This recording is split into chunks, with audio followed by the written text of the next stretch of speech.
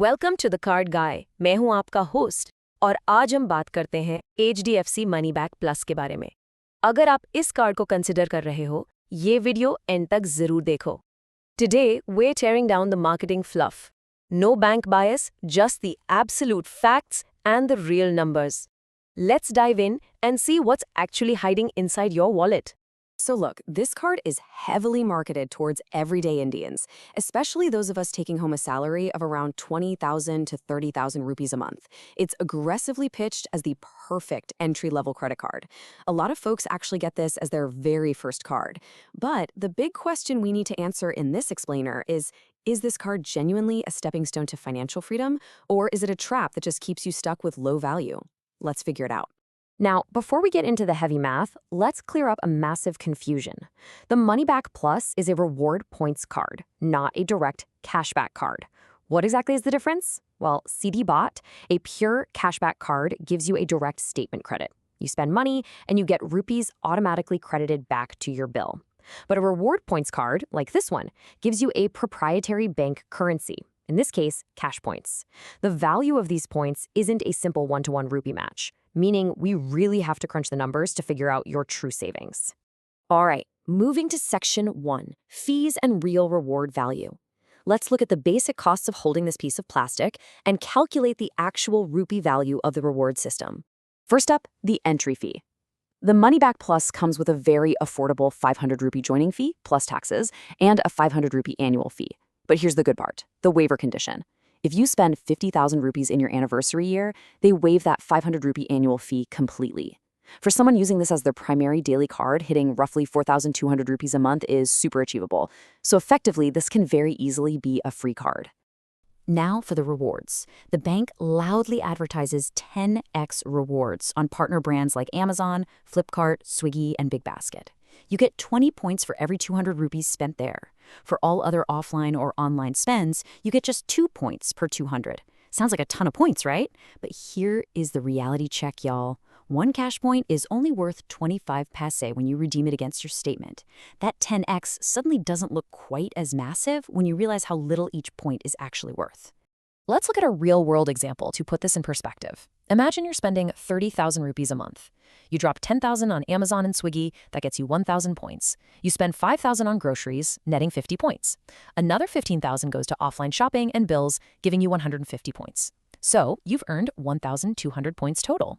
But multiply that by 25 paise, and your total monthly saving is just 300 rupees. You spent 30,000 to save 300. That is an effective return rate of exactly 1%. On to Section 2, Top 3 Hidden Benefits. To be completely fair, despite that low base reward rate, there are 3 actually decent hidden perks buried in the fine print that most people miss. First, you get a 1% fuel surcharge waiver, up to 250 rupees a month, which is honestly great for daily commuters. Second, you get an extra 10% discount on restaurant bills if you pay via the Swiggy Dine Out app. But the best perk by far is the Milestone Benefit. If you spend 50,000 rupees in a single quarter, that's 3 months, HDFC gives you a 500 rupee gift voucher. If you consistently hit that, you're basically getting an extra 2,000 rupees back every year, which drastically improves the card's overall value. Let's look at Section 3, Hidden Rules and Expiry Warnings. Because banks don't just give away free money, we need to expose the hidden traps and strict caps they definitely don't put on the front page. $2,500 is your monthly glass ceiling. HDFC strictly caps the amount of 10x bonus points you can earn at 2,500 cash points per month. Once you hit that, you drop all the way down to the base rate. Furthermore, grocery transaction points are capped at a tiny 1,000 points a month. So if you were planning to buy a 1 lakh rupee laptop on Flipkart during a mega sale and rake in massive points, think again. The bank has already capped your party. You simply cannot scale your rewards on big purchases. This brings us to a crucial question for all you reward hoarders out there. Are these cash points yours to keep forever? Can you just save them up for 5 years and buy something huge? Absolutely not. And this is a major warning you need to remember. Reward points on the MoneyBack Plus expire exactly 2 years after they are earned. If you don't use them, you literally lose them. To make it even trickier, HDFC forces you to accumulate a minimum of 2,000 cash points, which is 500 rupees in value, just to initiate a statement redemption. So you have to spend enough to earn 2,000 points, but you have to do it before the older points start vanishing. Let's move to Section 4, Customer Reality and Upgrades.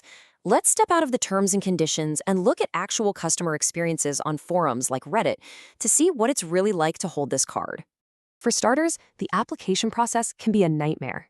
One user shared an agonizing journey.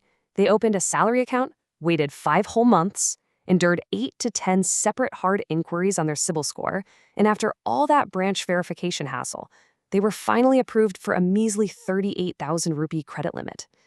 That is a rough start to a credit journey, and honestly, it can be extremely frustrating when you're just trying to build up your financial profile. And if you think you'll just get the card now and upgrade it later, beware the eternally poor trap. Multiple users report being stuck with the MoneyBack Plus for up to 8 years. Their salaries increased tremendously. Their spends went way up, but HDFCs simply refused to automatically upgrade them to a premium card. Once you're in the MoneyBack tier, sometimes the system just totally forgets about you, and you have to fight tooth and nail to get a better card. Section 5. Who is this for and comparisons. So who should actually go through the effort to get this card? Let's compare it against its much more popular bigger brother to figure it out. Let's look at the math against the HDFC Millennia card. Millennia costs double the fee at 1,000 rupees. However, Millennia gives you a pure 1-to-1 point value. 1 cash point equals 1 rupee. With the MoneyBack Plus, because of that 25 paisa value, the maximum return you can squeeze out of the accelerated category is 625 rupees a month. On Millennia, it's 1,000 rupees. If you shop online heavily, the Millennia card absolutely destroys the MoneyBack Plus in pure math. To summarize this clearly, you should get this card only if you're a first-time credit card user just trying to build your CIBIL score, and your salary is right around that 20,000 to 25,000 mark, where premium cards won't approve you yet. You should absolutely avoid this card if you spend a lot online or if you're looking for airport lounge access or travel miles. There are 0 travel benefits here, ekdam 0. And finally, Section 6, Final Honest Verdict. We've looked at the math, the fees, the hidden rules, and the customer realities. It's time for the Seedha Bhat verdict. I am giving this a raw, honest rating of 6 out of 10. It is a passable, functional entry point into the banking system if you genuinely have no other options. The fee waiver is easy to hit and the Milestone voucher is pretty decent, but it is severely weighed down by agonizingly low initial credit limits, that poor 25 paise point value, strict reward caps, and the nightmare that is getting an upgrade later. Use it to build your score, but definitely don't plan to keep it forever.